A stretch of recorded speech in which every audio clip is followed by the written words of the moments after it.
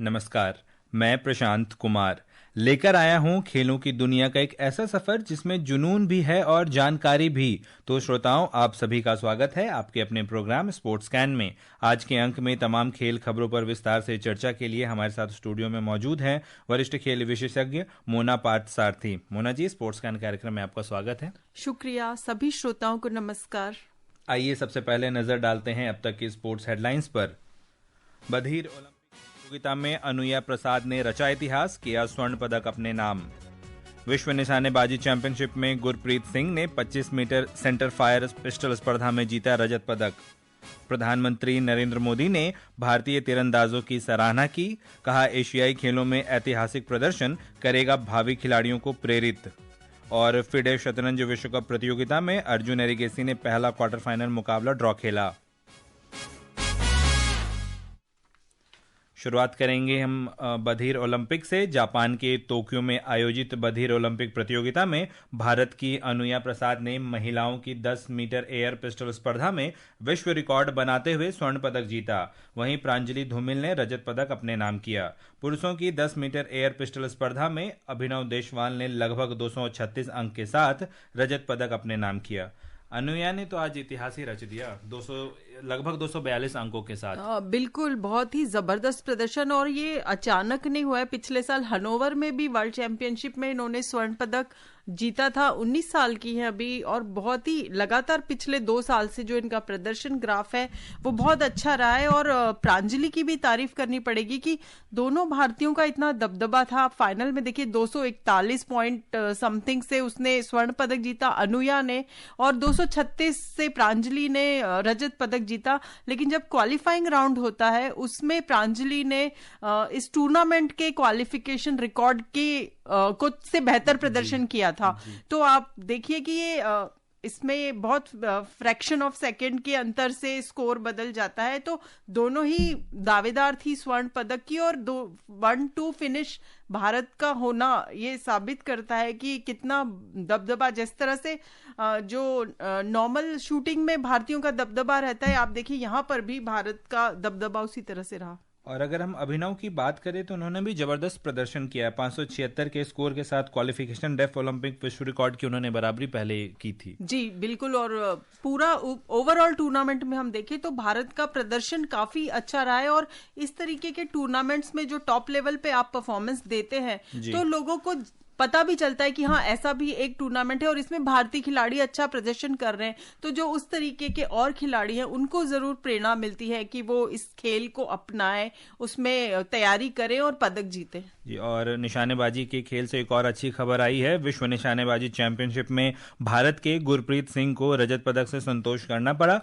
पुरुषों की 25 metre centre fire pistol स्पर्धा में उन्हें यूक्रेन के पावलो कोरोस्टाइलोव से हार का सामना करना पड़ा। यह विश्व चैंपियनशिप में गुरप्रीत का दूसरा व्यक्तिगत पदक था।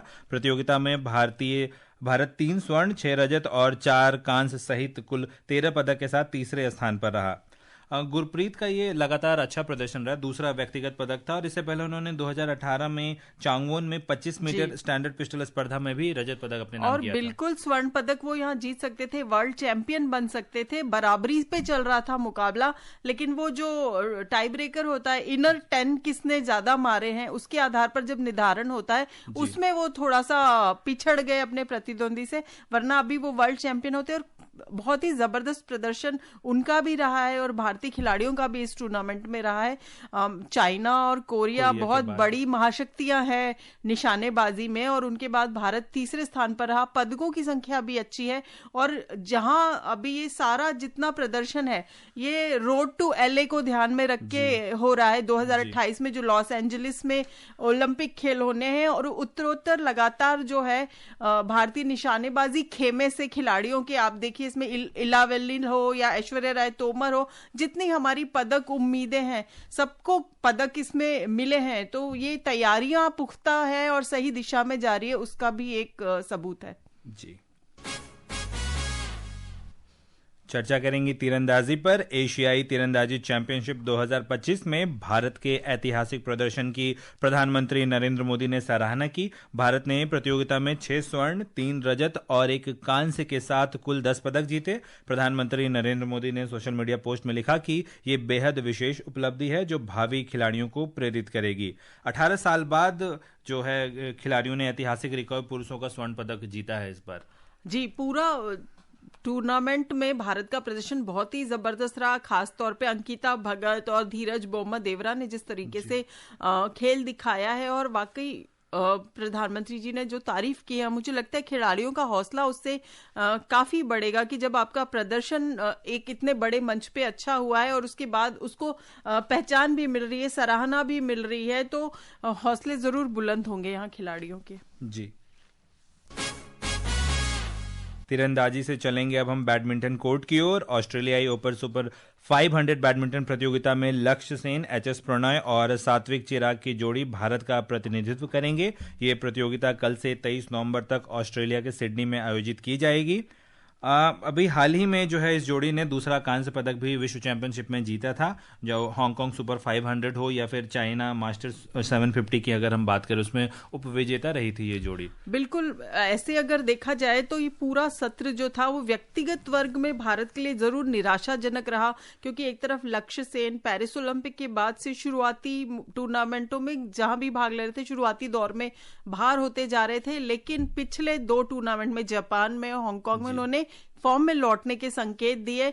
और सात्विक और चिराग ने भारत की पूरी उम्मीदों का, जिसको कहते हैं बोझ ढोना, वो सात्विक और चिराग ने किया है 2 टूर्नामेंटों में, वो भी सुपर 750 और सुपर 500 कैटेगरी के टूर्नामेंटों में वो उपविजेता रहे, लय में लौटने के संकेत दिए हैं।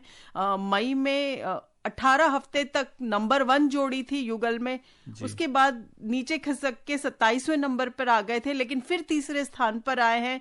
बीच में कुछ ट्रेजेडी भी हुई थी, चिराग के पिता का निधन हो गया था और काफी टूर्नामेंटों में नहीं भी खेल पाए थे, तो उससे सब से उबरने के बाद अब वापसी के साथ इनसे काफी उम्मीदें हैं कि ये प्रतिष्ठित टूर्नामेंट है, सुपर 500 टूर्नामेंट है, तो यहाँ पर जरूर कम से कम फाइनल तक के सफर की उम्मीद इनसे की जा रही है। जी, और आपने लक्ष्य सेन का कहा, भी हाल ही में कुमामोतो बैडमिंटन प्रतियोगिता में भी उन्होंने बिल्कुल खेला था और सेमीफाइनल में उन्हें हार का सामना करना पड़ा। अमूमन हम ये देखते हैं कि जो लक्ष्य सेन है वो बड़े खिलाड़ियों को टूर्नामेंट में वो बाहर करते हैं, लेकिन वो पदक जीत नहीं पाते, वो फाइनल्स तक। ये हुआ है पेरिस ओलंपिक के बाद से, तो मुझे लगता है वो जो एक बार वो स्वर्ण पदक के बिल्कुल करीब नजर आ रहे थे पेरिस में, और जिस तरीके से उन्हें चौथे स्थान से संतोष करना पड़ा, तो काफी मुश्किल होता है इस मुकाम पर जाकर एक ओलंपिक पदक एकदम करीब आकर आपसे निकल गया, तो उसके मानसिक क्या परिणाम होंगे। एक मेंटल ब्लॉक आ जाता है, कहीं ना कहीं आत्मविश्वास को ठेस पहुंचती है,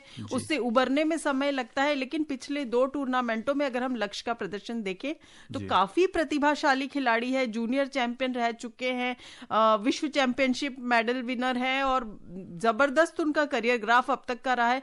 तो अभी उम्र भी उनकी कम है, LA में वो दावेदार हो सकते हैं, तो उम्मीद यही करते हैं कि यहां से वो उस सेटबैक को भुलाकर पेरिस के आगे के लिए फिर से उसी फॉर्म में, जिसको कहते हैं ओलंपिक में जरूरी होता है सही समय पर पीक प्रदर्शन करना, सही समय पर फॉर्म में रहना, तो हम यही उम्मीद करते हैं कि यहां से वो आगे और अच्छा प्रदर्शन करते जाएं। जी, और उम्मीद करें कि जितने भी खिलाड़ी भारत की इस प्रतियोगिता में खेल रहे हैं वो अच्छा प्रदर्शन करें।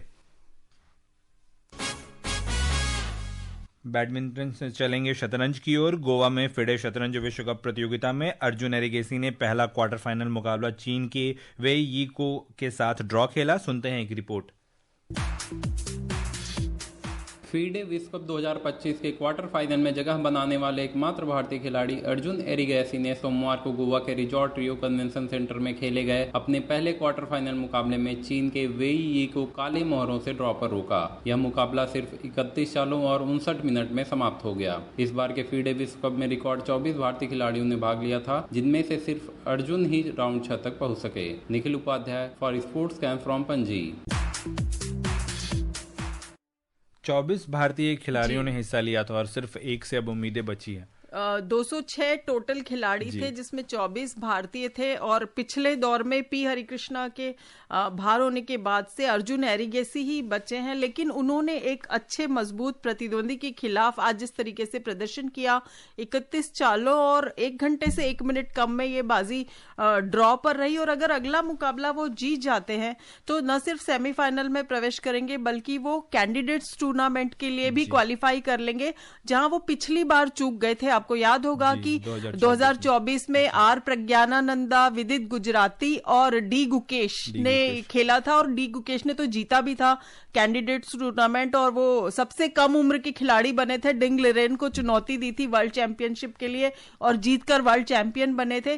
तो ये बहुत ही सुनहरा मौका है यहाँ अर्जुन एरिगेसी के पास। और जिस तरह से भारतीय शतरंज खिलाड़ियों की ये पौध है, उत्तरोत्तर अच्छा प्रदर्शन करके अपना परचम लहरा रही है, तो यहां जरूर हम ये उम्मीद करेंगे, क्योंकि भारत में हो रहा है और यहां से कम एक कैंडिडेट्स कोटा तो भारतीय खिलाड़ी को मिलना ही चाहिए। तो अर्जुन एरिगेसी पर पूरी नजरें लगी होंगी कि अगला मुकाबला वो किस तरीके से खेलते हैं। जी। सिक्किम में 41वें गवर्नर्स गोल्ड कप अंतर्राष्ट्रीय फुटबॉल प्रतियोगिता के पहले मुकाबले में सिक्किम ड्रैगन्स एफसी ने तिब्बती राष्ट्रीय फुटबॉल संघ को हराया। सुनते हैं हमारे संवाददाता की एक रिपोर्ट। सिक्किम का खेलकूद मंत्री राजू बस्नेट ने कल यानी 16 नवंबर 41वां गवर्नर गोल्ड कप अंतर्जातीय फुटबॉल टूर्नामेंट 2025 का उद्घाटन किया है। सिक्किम का राजधानी गैंगटॉक में अवस्थित पाल्जो स्टेडियम में ये मैचेस अनुष्ठित हो रहे हैं। आज यानी टूर्नामेंट का दूसरा दिन 2 मैचेस हम लोग देखे हैं।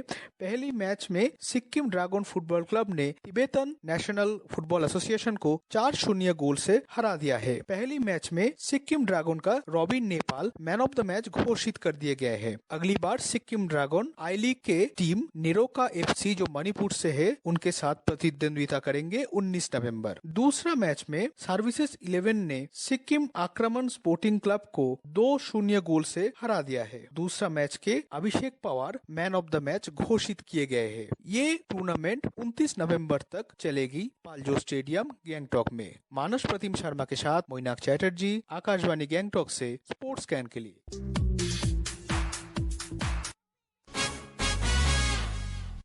अब चलते हैं क्रिकेट के मैदान की ओर। आगामी आईपीएल के लिए राजस्थान रॉयल्स ने श्रीलंकाई दिग्गज क्रिकेटर कुमार संगकारा को हेड कोच के रूप में नियुक्त किया है। उन्होंने टीम में राहुल द्रविड़ की जगह ली है। संगकारा क्रिकेट निदेशक के रूप में भी अपनी भूमिका जारी रखेंगे। इस फ्रेंचाइजी में विक्रम राठौर मुख्य सहायक कोच और शेन बॉन्ड गेंदबाजी कोच बने रहेंगे। पहले भी इस टीम के साथ जुड़े रहे हैं कुमार संगकारा, और उनके 2022 के आईपीएल में देखिए तो राजस्थान रॉयल्स ने फाइनल्स भी खेला था। कितना अहम होगा? बहुत ही अहम होगा, क्योंकि आप लंबे समय से टीम के साथ जुड़े हैं। जब राहुल द्रविड़ सेटअप में थे तब भी कुमार संगकारा टीम के साथ जुड़े हुए थे। तो एक तरह से जो कोर टीम है वो आपने ही तैयार की है, और जब ऑक्शन हुई थी तो आपने अपनी पसंद के खिलाड़ी उसमें चुने हैं, जिनको तैयार करने के लिए पहले से ही लग रहा था कि जो कुमार संगकारा को बरकरार रखा जाएगा, और उसी के अनुरूप राजस्थान रॉयल्स फ्रेंचाइजी ने फैसला लिया है। और यहाँ जरूर निगाहें टिकी होंगी कि जो प्रदर्शन 2022 में किया था उसको एक बार फिर, ये पहले सत्र की चैंपियन टीम है राजस्थान रॉयल्स, उसको फिर दोहरा सके। और अब तो इस टीम में हरफनमौला खिलाड़ी रविंद्र जडेजा को भी जोड़ लिया गया। संजू सैमसन ट्रेड होकर चेन्नई में गया, तो उनके आने से और टीम कितनी मजबूत होगी? देखिए, चेन्नई टीम को एक शीर्ष क्रम के बल्लेबाज की कमी महसूस हो रही थी, और मुझे लगता है कहीं ना कहीं महेंद्र सिंह धोनी के बाद एक अच्छे कप्तान की भी जो टीम को सफलताओं तक ले जा सके, तो संजू सैमसन में कहीं उनको भावी कप्तान नजर आता होगा। और रविंद्र जडेजा जो जिसको कहते हैं कैरियर के ट्वाइलाइट पर है, आखिरी पड़ाव पर है, तो उन्हें भी लगा होगा कि एक ब्रेक वो ले सकते हैं। लंबे समय से वो चेन्नई सुपर किंग्स के साथ रहे हैं, और चेन्नई सुपर किंग्स फ्रेंचाइजी की तरफ से जब ऑफिशियल्स ने बयान दिया था तो उन्होंने यही कहा था कि ये म्यूचुअल कंसेंट से हुआ है, आपसी सहमति से हुआ है, और जडेजा खुद स्वीकार करते थे कि अब इस पड़ाव पर वो ब्रेक लेने की स्थिति में है। तो देखते हैं कि नई फ्रेंचाइजी के साथ, क्योंकि पिछले सत्र में चेन्नई का प्रदर्शन बहुत ही निराशाजनक रहा, तो थोड़ा बहुत कोर टीम तो नहीं उन्होंने बदली है, लेकिन थोड़े बहुत बदलाव लाजमी थे। जी। और श्रोताओं, अब समय हो चला है आपसे विदा लेने का। कल फिर मिलेंगे कुछ और ताज़ा खेल खबरों के साथ। मोना जी, आप हमारे स्टूडियो में आई और तमाम खेल खबरों पर हमारे साथ चर्चा की, इसके लिए आपका धन्यवाद। शुक्रिया। और श्रोताओं, इसी के साथ स्पोर्ट्स कैन की पूरी टीम को अनुमति दीजिए। नमस्कार।